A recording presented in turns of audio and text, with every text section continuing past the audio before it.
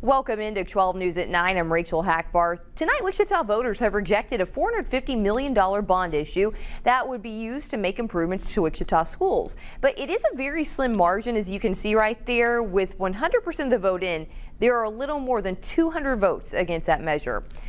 As we continue to follow this vote, let's get to Rachel Hallam. She's live outside of the Sedgwick County Elections Office tonight with a closer look at those results. Rachel.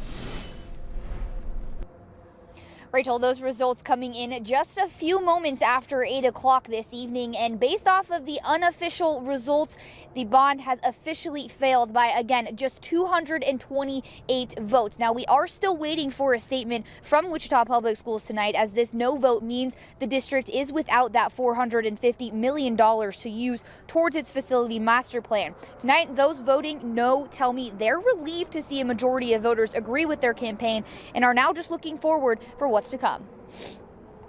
I hope that we can together move forward with the school district for more fiscal responsibility, accountability, improving better education. This is in no way should, even though the campaign or the vote has ended, should this be the end for the people of Wichita. I think we all, myself included, need to stay engaged and making sure that we're moving forward together.